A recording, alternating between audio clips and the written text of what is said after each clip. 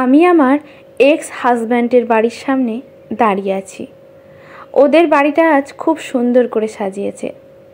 সাজাবেই তো, বিয়ে বাড়ি বলে কথা। চারিদিকে আলো ঝলমল করছে। আমার খুব ইচ্ছে হচ্ছে ভেতরে ঢুকতে। আচ্ছা, সাজ্জাদকে দেখতে কেমন লাগছে? সুন্দরই লাগছে।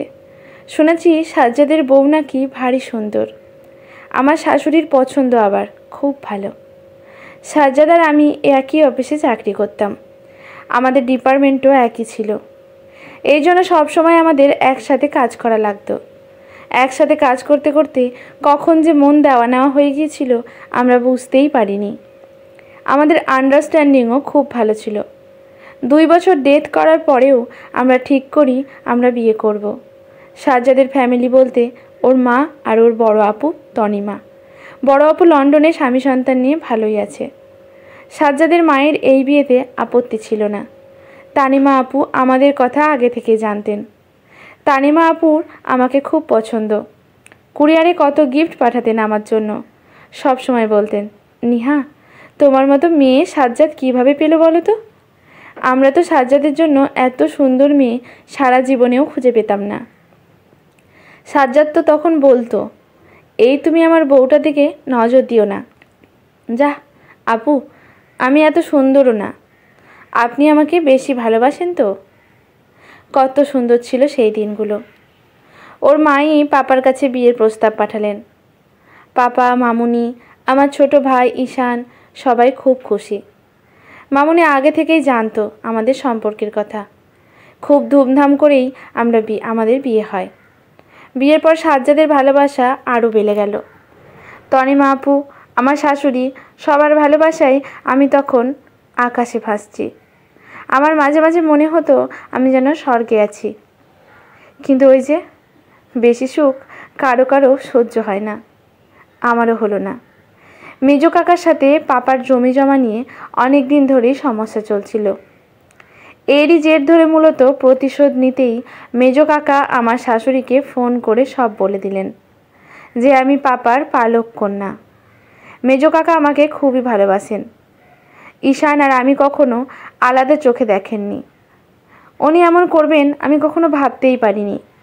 আমার পাপা আর মামুনিদের বিয়ের 15 বছরের যখন কোনো সন্তান হচ্ছিল না, তখন তারা সিদ্ধান্ত নেয় তারা আমাকে দত্তক নেয়। তখন আমার বয়স ছিল 3 বছর। আমাকে দত্তক নেওয়ার 2 বছর পর ঈশান হয়। কিন্তু তাতেও আমার প্রতি তাদের ভালোবাসা কমেনি। রিলেশনের শুরুতে সাজ্জাদকে আমি সব বলেছি। ওর এতে কোনো আপত্তি ছিল না। আমার শাশুড়ি মা সাজ্জাদের ওপর প্রচণ্ড রাগারাগি করলেন। পাপাকে ফোন করে ডেকে পাঠালেন। পাপাকে মিথ্যেবাদী, প্রতারক, ঠক, জচ্চুর আরও কত কিছু বললেন। পাপা শুধু মাথা নিচু করে দাঁড়িয়েছিলেন। সাজ্জাদ ওর মাকে বোঝানোর খুব চেষ্টা করলো। আমিও মা পাপাকে জড়িয়ে ধরে বললাম, পাপার কোনো দোষ নেই। পাপা বিয়ের আগে বলতে চেয়েছিলেন, আমি আর সাজ্জাদই বলতে মানা করেছিলাম। আমাদের ভয় ছিল, সত্যি জেনে আপনি যদি না করেন। যা বলার আমাকে বলুন মা, প্লিজ পাপাকে কিছু বলবেন না। পাপা আমার কথা নিয়ে ভেবে কিচ্ছু বলেনি। আমার শাশুড়ি মা সাজ্জাদের ওপর আরও রাগলেন। সাজ্জাদ তার থেকে এত বড় ব্যাপার লুকিয়েছে। পাপা আমার সাথে করে বাসায় নিয়ে আসলেন। এরপর 6 মাস হয়ে গেল। ও বাড়ির কারোর সাথে কোনো যোগাযোগ নেই।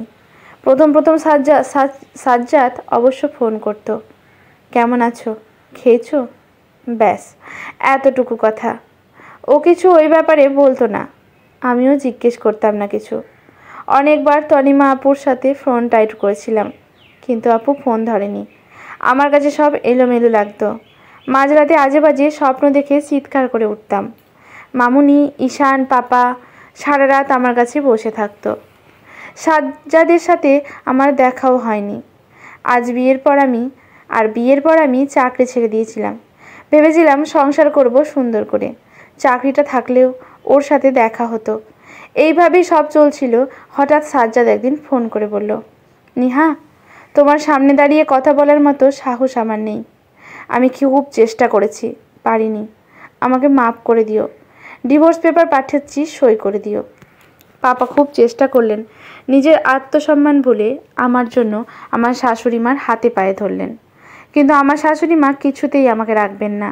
তার এক কথা, আমার মতো জাত কুলহীন কার না কার পাপের ফল জারজ সন্তান, এমন মেয়েকে সে বাড়ির বউ করে রাখবে না। আমাকে দেখলে নাকি তার ঘৃণা করবে।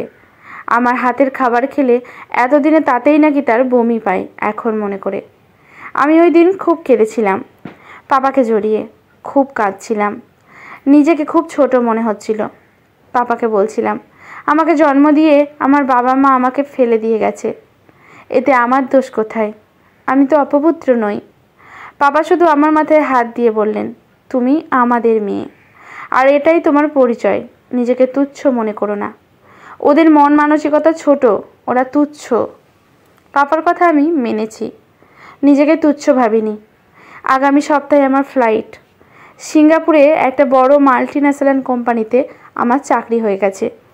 সৃষ্টিকর্তা আমার কাছ থেকে অনেক কিছু যেমন কেড়ে নিয়েছেন, তেমনি আমায় অনেক কিছু দিয়েছেন। পাপা, মামুনি, ঈশান ওদের দিয়েছেন। এত সুন্দর মনের মানুষগুলো আমায় দিয়েছেন। আমার কোনো আফসোস নেই। সাজ্জাদের প্রতি আমার কোনো অভিযোগও নেই। অনেক দূরে হাঁটতে হাঁটতে চলে আসছি। বিয়েবাড়ির সারাইয়ের শব্দ এখনও আসছে। আমি শুধু একটা দীর্ঘ নিঃশ্বাস ফেলে বললাম, ভালো থেকো সাজ্জাদ। আজকের গল্পটি এখানেই সমাপ্ত। ভালো লাগলে লাইক, শেয়ার, কমেন্ট করে পাশে থাকবেন। ধন্যবাদ।